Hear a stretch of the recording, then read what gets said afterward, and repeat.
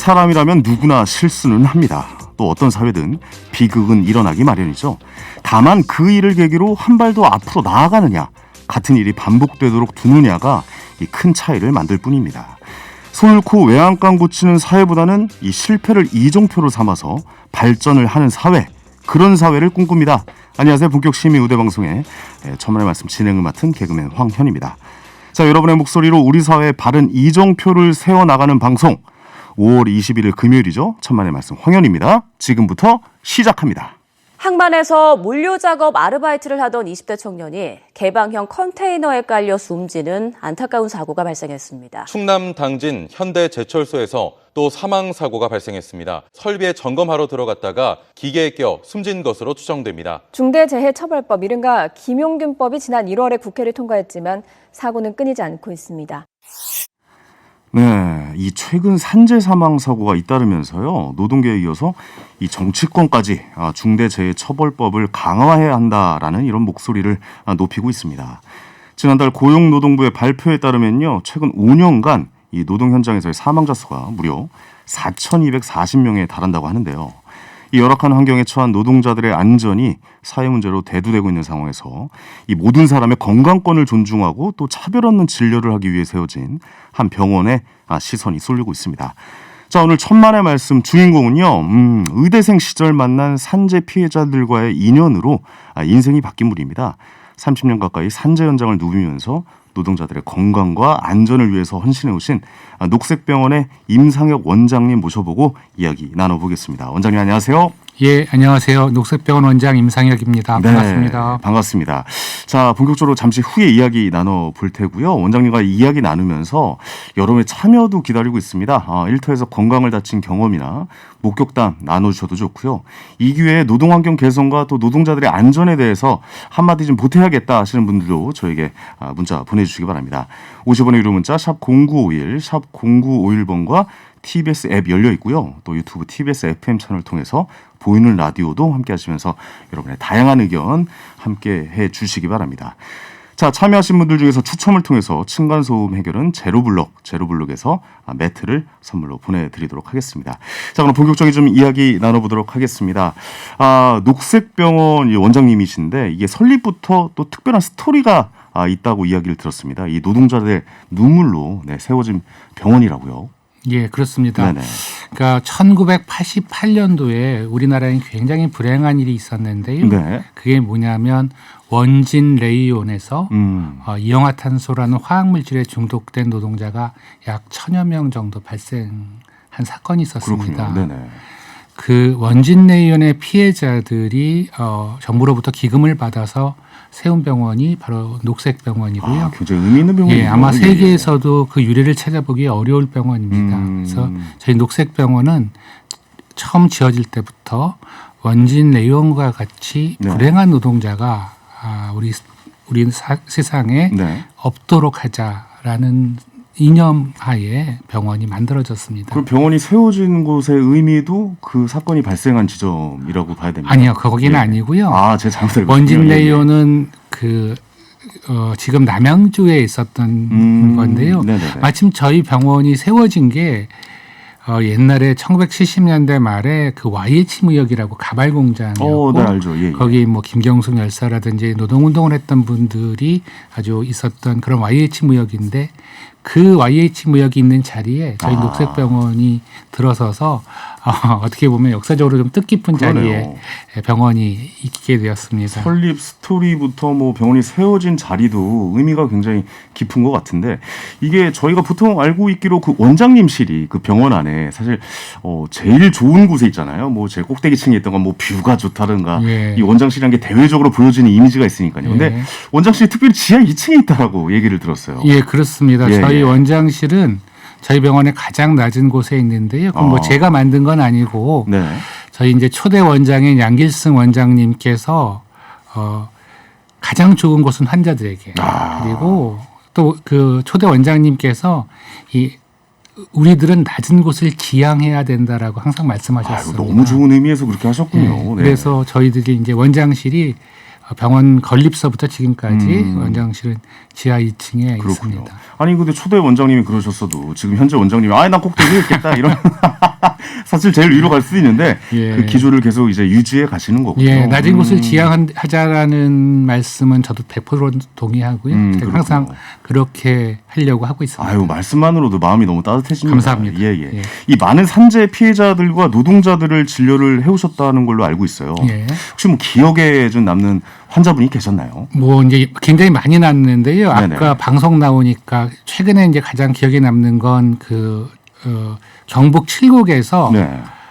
뭐 이미 알려졌으니까 말씀드려도 될 것 같아요. 쿠팡에서 그 분류 작업을 하는 22살 젊은 노동자가 심장 내인사로 사망을 했던 사건이 있었는데 기억에 나는 것 같습니다. 예, 예. 저는 그 친구를 한 번도 본 적은 없는데 네네네. 이상하게 그 사람의 잘못으로 사망했다라는 식의 보도들이 많이 나와서 제가 그냥 인터넷 신문에 하나 기고를 했습니다. 아니 본인의 잘못으로 사망할 수가 있는 건가요? 뭐 개인의 질병, 개인의 문제라든지 뭐 개인의 이렇게, 질병으로 이렇게 지병으로. 얘기할 수도 있어서 제가 네네. 인터넷 신문에 기고를 했는데 네네. 최근에 한 달 전쯤에 대구에서 웬 어르신 두 분이 올라오셨는데 그 네. 친구의 부모님이시더라고요. 그래서 그 기사가 너무나 감사했고 그리고 또 그런 것들 통해서 자기 아이가 이제 비록 사망했지만 산재로 인정이 돼서 너무 감사하다라고 직접 대구에서까지 올라오셔서 뭐 최근에 굉장히 그게 기억이 남습니다. 아니 그런 대응은 좀 문제가 있을 수 있네요. 그러니까 일터에서 일을 하다가 그런 안 좋은 이제 병이나 이런 질병을 얻었을 때 이건 지병이다라고 얘기하는 분들이 꽤 있나 봐요. 굉장히 많죠. 거의 대부분이 네네. 그렇고요. 우선 첫 번째로 그렇습니까? 거의 노동자들이 죽으면 사망하면 네. 개인의 부주의다, 개인의 실수라고들 많이들 얘기합니다. 아하, 근데 예. 실제로 그렇게 하면 산업재해는 예방할 수가 없습니다. 그렇죠. 예. 예. 그래서 산업재해를 예방하기 위해서는 개인의 실수가 아니라 구조적인 문제가 뭐가 있고 작업장의 환경이 어떤 문제가 있고 이런 것들을 같이 얘기하고 논의해야 하지만 그러면 산업재해가 없어지지. 그렇습니다. 예, 맞습니다. 단순히 덮으려고 하는 행동은 이제 좀 안 봤으면 좋겠네요. 예. 네, 일터에서 병을 얻고도 산재 신청을 꺼리는 분도 꽤 계시다고요. 이건 왜 그러는 걸까요? 예, 죄송합니다. 갑자기 저희 유행어가 나왔네요. 예, 왜 그러는 걸까요? 예. 이건 왜 그러는 겁니까, 진짜? 예. 예, 그게 이제 왜 그러냐면 예. 산재 신청을 하면 불이익을 받기 때문에 그렇습니다. 불이익이라는 게 왜 어떻게 산재라는 건 도움을 드리기 위한 맞습니다. 조치 아닙니까? 맞습니다. 근데 왜 불이익입니까? 우리나라에서 예. 산재 환자 중에 자기가 일하는 직장에서 다시 복직하는 사람은 한 30% 정도밖에 안 됩니다. 복직이 안 되니까. 그렇죠. 이제 기업에서는 특히 최근에 산재는 하청 노동자나 비정규직 노동자, 네. 영세한 사업장의 노동자들이 주로 당하는데요. 그렇겠죠. 뭐 좋지 않은 말로 블랙리스트들도 만들어지고 뭐 그래서 이분들이 다시 취업을 하기가 굉장히 어렵습니다. 그러니까 오히려 산재 신청을 하는 것을 꺼려하고 그렇죠. 그래서 우리나라의 산재 발생률이 전 세계의 선진국에 비해서 가장 낮습니다. 그러니까 산업재해로 인정이 안 되기 때문에 그런 거죠. 그렇죠. 신청도 안 하는 거죠. 신청조차도 안 네. 하고. 그렇지만 사망률은 선진국에 비해서 서너 배, 그렇습니까? 심지어는 10배 이상 높습니다. 이건 사망은 숨길 수는 없으니까 네네. 그런 거죠. 그래서 구조적으로 문제가 있네요. 문제가 진짜. 있는 거죠. 네네네. 맞습니다. 아니 저는 좀 이렇게 그래도 이제 좀 우리가 나아지고 있다라고 저희가 오프닝에서도 말씀드렸다시피 실수는 할 수 있지만 계속 좀 나아지는 상황이다라고 좀 생각이 되고 좀 변화가 생겼다고 하는데 어떻습니까? 실제로 현장에서 체험하시고. 예, 많이 좋아지긴 했습니다. 좋아지긴 했습니까? 많이 좋아지긴 했는데요. 네네. 좋아지지 않은 부분들이 있어요. 뭐냐면 옛날에는 모든 기업에서 다 산재가 발생했다면 지금은 대기업이나 이런 데서는 산재는 거의 적분 발생하고 하청업체 또는 비정규직, 일용직 이렇게 그걸 우리가 위험의 외주화라고 하는데요. 네네. 그 위험이 점점 약하고 힘없는 사람에게 전가됩니다. 점점 더 내려가고 있군요. 그렇죠. 네네. 전체적인 숫자는 줄었을지 모르지만 그 위험이 약한 취약한 노동자들에게는 더 많이 나타나게 되는 그런 구조가 지금의 구조입니다. 그러니까 어떻게 보면 사업장, 그러니까 대규모 사업장에서는 그래도 좀 이제 괜찮아졌다라고 보지만 그게 괜찮아진 것도 아니죠. 어떻게 보면 그게 이제 전가가 된 거니까요. 그렇죠. 그러니까 사업장 규모가 작으면 작을수록 상황은 점점 심각해진다. 그럼요. 예. 그래서 우리나라의 50인 미만 사업장이 전체 산재의 한 70%를 차지하고 있고요. 네네. 사망도 역시 마찬가지로 굉장히 높은 퍼센트를 차지하고 있습니다. 그렇군요. 이 산업재해에 대한 환경을 개선하기도 바쁜데 또 코로나19 이후로 병원에서도 좀 많은 변화가 있을 것 같은데 요즘엔 어떻습니까? 이 산재에도 좀 영향을 좀 줄 것 같아요. 그렇죠. 예, 예. 예, 아까도 말씀드렸지만 지금 최근에 굉장히 많이 사망하는 노동자들이 있어요. 그게 네네. 뭐냐면 아마 언론에도 굉장히 많이 나왔는데 택배. 택배 노동자분들. 예, 택배 노동자들이 제일 업무량이 굉장히 많아지고 아유, 과도하죠. 예. 요즘에. 예. 그래서 특히 또 요새는 뭐 새벽 배송, 뭐 총알 배송 이런 것들이 있어서 노동자들이 거의 밤에 일을 하게 되는 이건 건강에 굉장히 좋지 않거든요. 그렇죠. 아무래도 네. 새벽에 남들 잘 때 일한다는 게 이게 말은 맞습니다. 그렇지만 이게 굉장히 좀 업무에 좀 피로감도 상당하고 예. 피로도 과중되잖아요. 맞습니다. 그런데다가 업무량이 굉장히 많으니까 쉬지도 못하고 네네. 그러니까 점점 그 피로가 누적되고 결국은 아까 22살 태권도 3단의 젊은 청년이 몸무게가 15kg 정도가 빠진 후에 이렇게 사망하게 되는 그러한 비극적인 일들이 최근에 일어나고 있죠. 그렇습니다. 원장님 말씀을 들으면서 이 산업재해에 대해서 한번 좀 다시 좀 생각해보는 시간이 되는 것 같습니다. 자, 천만의 말씀 황현입니다. 오늘은 노동자들과 의료로 연대하고 있는 녹색병원의 임상영 원장님과 이야기 나눠보고 있습니다. 그런 안전 조치라든가 그런 게 조금 너무 감각이 없고 부족한 거죠. 갑질 문제 같은 것도 좀 있을 것 같아요. 리에분들이 지시하면 거기에 그냥 무조건 따라줘야 되는 그런 거. 아무튼 지혜가 부족한 거죠. 개선이 되려면 그런 걸 컨트롤할 수 있는 위치에 있는 분들이 마음으로 느껴야 돼요. 내일같이, 내 자식같이. 일하시는 분들도 어려울 때 이렇게 막 위험한 상황이면 나는 지금 못하겠다. 무조건 하지 말고 그러면은 사고가 조금 덜 나지 않을까. 내가 볼 때는 안전에 대한 의식이 쉽게 생각하지만 망각 속에서 이렇게 사는 것 같아요. 부서의 장, 그 사람들이 항상 경각심 차원에서 한마디씩 꼭 하고 업무를 시작하고 또 오후에 밥 먹고 하더라도 또 계속 강조를 해야 되지 않을까. 보상이 1차적으로 이루어져야 된다고 생각을 해요. 그리고 보상이 이루어지고 거기에 대한 책임을 다하지 못한 그 책임자는 최고 책임자는 처벌을 받아야죠. 당연히.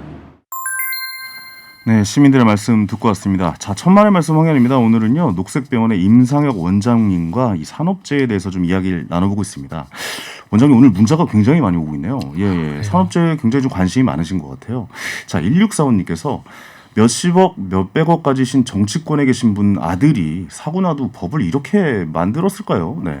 이런 곳에서 일하지도 않겠지만 없는 게 죄라는 생각밖에 안 듭니다. 라고 또 문자 보내주셨습니다. 그렇습니다. 이게 우리의 가족이라고 생각한다면 사실 법을 지금 현행대로 유지를 하진 않겠죠. 예.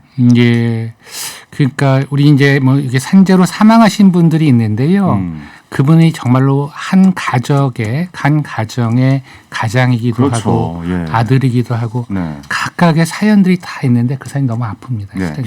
제가 천만의 말씀하면서 맨날 이렇게 매번 이런 말씀들 우리 가족이라고 좀 생각을 했으면 좋겠다라고 매번 말씀드리는데 매번 이런 상황의 주제가 또 나오니까 거기에 좀 마음이 좀 쓰입니다.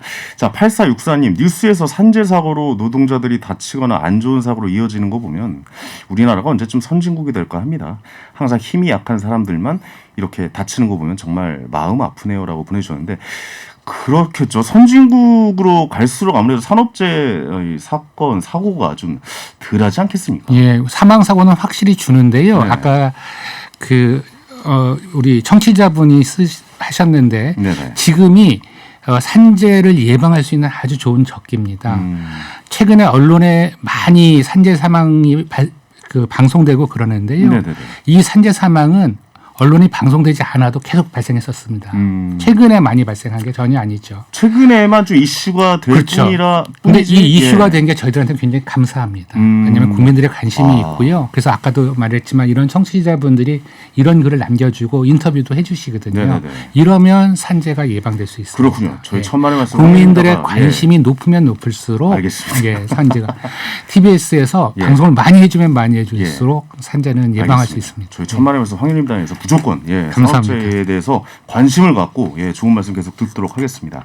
아니 근데 이제 우리가 현재 우리나라 노동 환경이나 구조적인 문제 중에서 가장 시급하게 이것은 좀 바꿔야 되는 거 아닌가라고 보시는 부분이 있을까요, 원장님? 예, 제가 아까도 말씀드렸지만 그 위험의 외주화입니다. 아, 점점 이렇게 네. 낮아지는. 네. 그러니까 그러니까 예를 들면 무슨 A라는 대기업에서 그 위험한 것을 B라고 하는 하청회사에다 줍니다. 네네.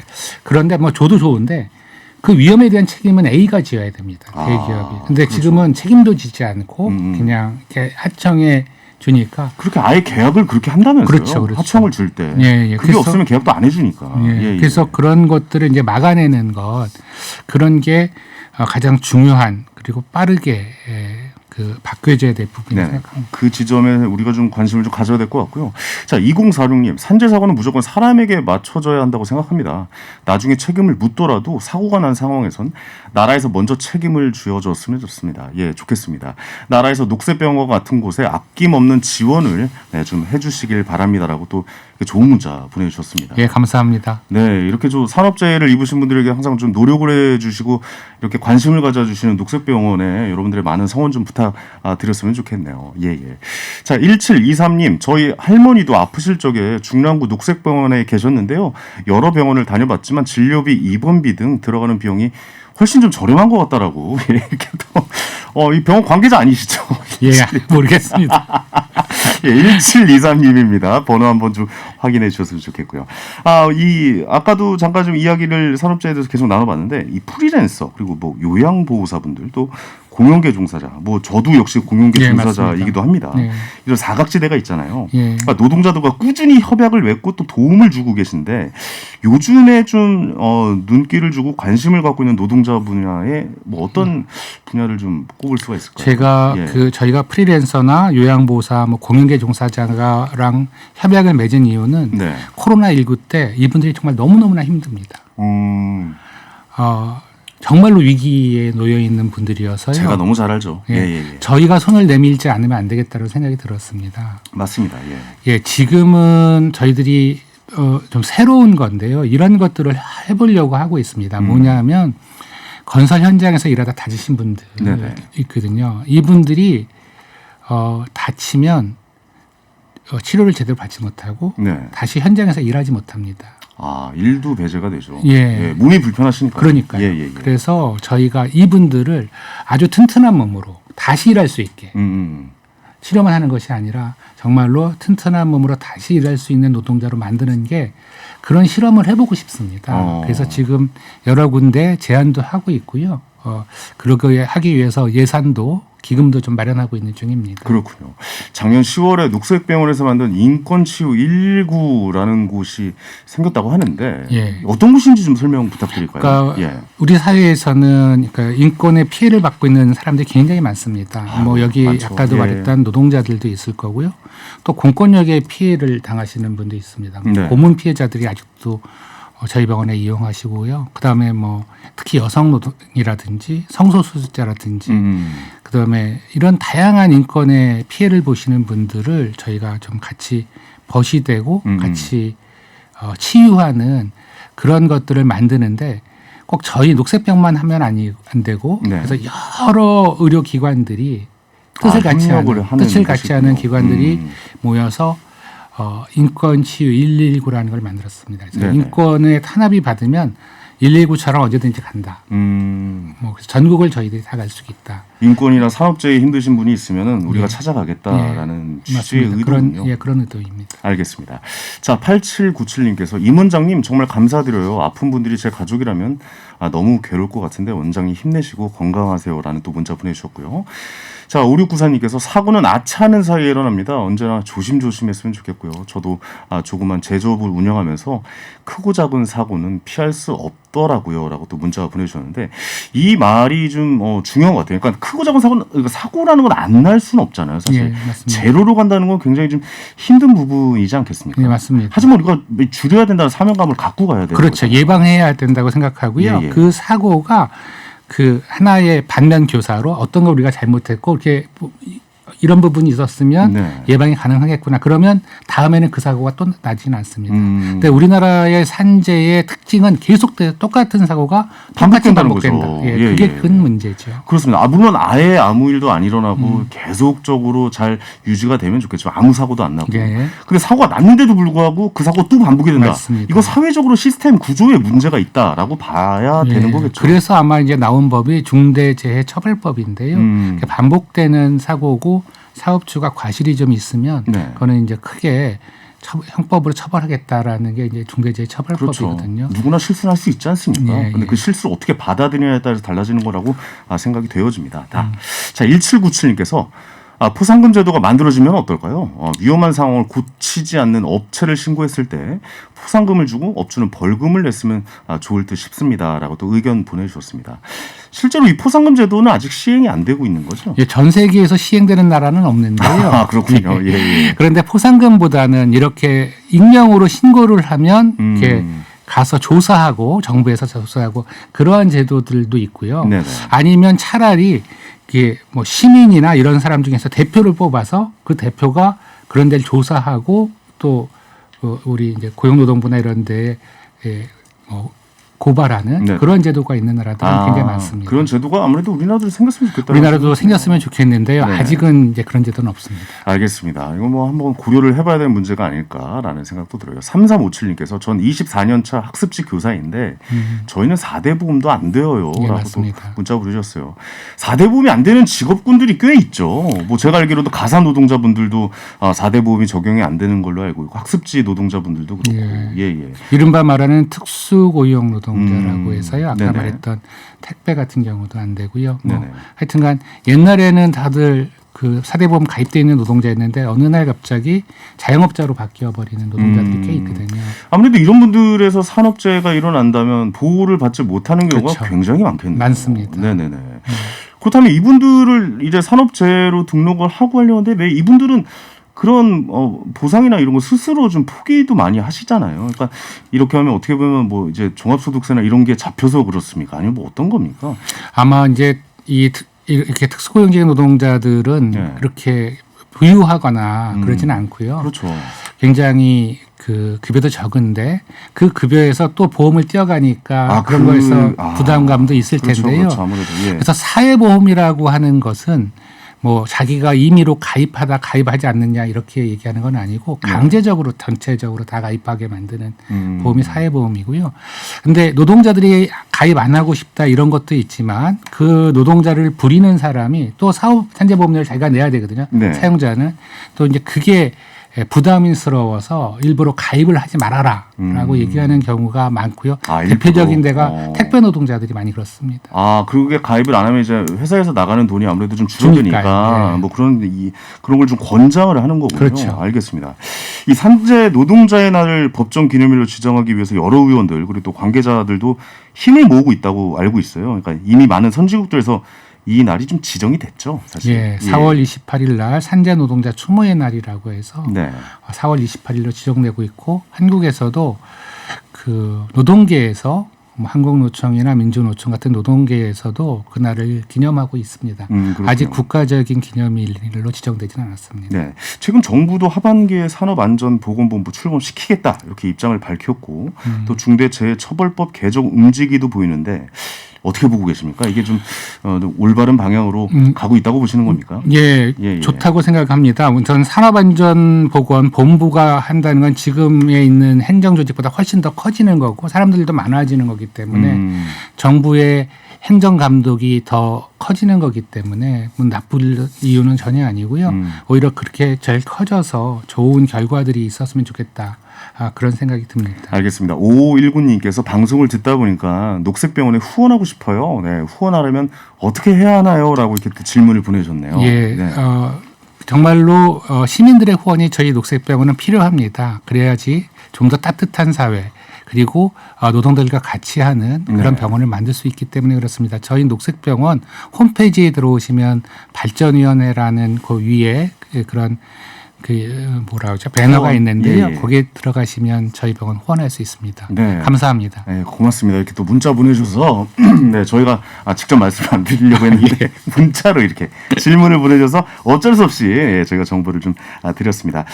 이제 벌써 마칠 시간입니다. 마지막으로 의료인이자 녹색병원 원장님으로서의 꿈 그리고 뭐 가시기 전에 하시고 싶은 말씀이 있으시면 한 말씀씩 좀 부탁드리겠습니다. 예, 우선 아까도 말씀드렸지만 이 산업재해는 국민들의 관심 속에 없어질 수 있습니다. 그렇죠. 조금만 더 관심 가져주시고 그 산업재해를 당하는 사람이 바로 내 가족이고 내 이웃이고 한다는 생각을 하셔서 같이 아파해 주시고 같이 요구해 주시고 같이 연대해 주시면 우리나라 사회가 훨씬 더 좋은 사회, 따뜻한 사회로 발전할 거라고 믿습니다. 알겠습니다. 오늘 말씀 너무 감사합니다. 예, 감사합니다. 네, 녹색병원의 임상혁 원장님이셨습니다. 자, 최근 고 이선호 씨 산재 사망 대책위원회가 이 장례식장 앞에서 열린 기자회견에서 이런 말을 했습니다. 네, 아침에 출근했던 모습 그대로 저녁에 사랑하는 사람의 곁으로 돌아오는 그런 세상을 만들어야 합니다.